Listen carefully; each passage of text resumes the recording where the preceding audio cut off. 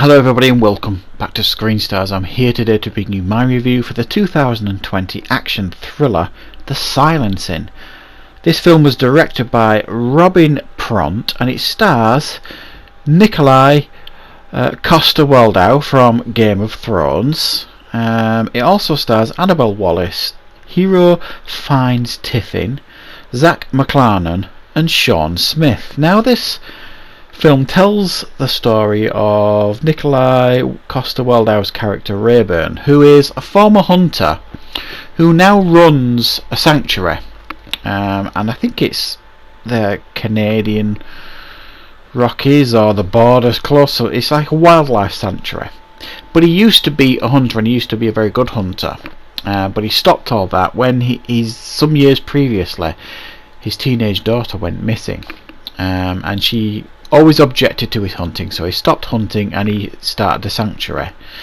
However, there is a serial killer on the loose, preying on teenage girls in this forest, which is part of his sanctuary.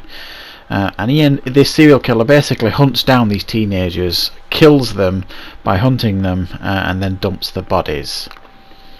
The local sheriff, played by Annabelle Wallis, is investigating also, and they kind of end up working together, both these characters, in an effort to try and track down and stop this serial killer, who may also have a connection to his teenage daughter that went missing some years previously.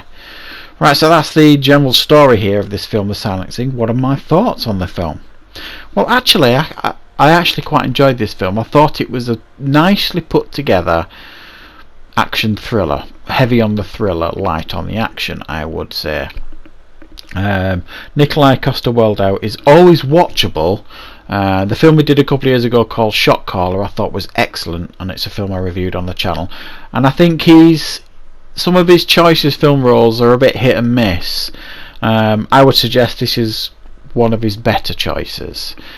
He plays this very broken and vulnerable character who has never recovered from his daughter going missing some years previously.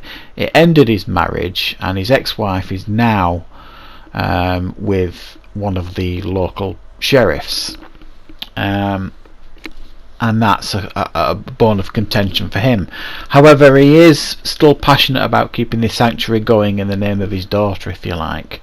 But essentially he's heavily into drinking, and his life is not going in a good way, and he portrays that really well, I think, this character. However, when he's presented with this opportunity to try and save lives and learn more potentially about his daughter going missing, he becomes almost obsessed by it, if you like, and he needs to know, and he's trying to do the right thing and all that kind of stuff. So I really enjoyed his character, and I believed his performance completely. I thought it was an excellent performance by him. Annabelle Wallis as well, who you may recognise certainly from, I think she was in that Mummy film a couple of years ago with Tom Cruise. Less said about that the better, I guess. And also she was in Annabelle, the first Annabelle film, I think. And she plays, like I said, the local sheriff, who actually,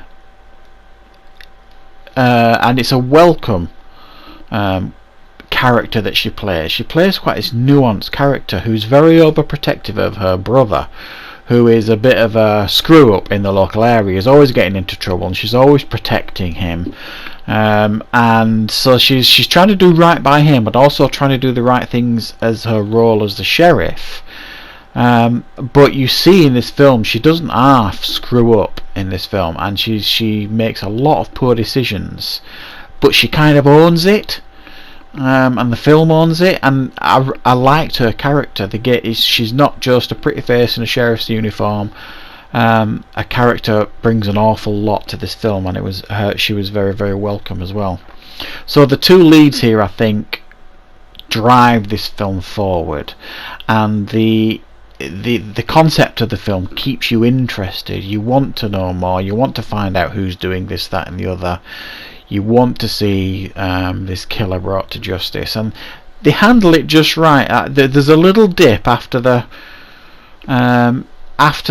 probably the second act, as it's leading into the finale, there's a 15-20 minutes dip in the film where you start losing interest. Almost like when they're investigating, trying to figure things out. But it picks up again near the end when all the jigsaw pieces start slipping into place, if you like. So it gives you a couple of red herrings as well, the film, some nicely thought out red herrings that I thought worked well. It was, so in that sense, it was well written.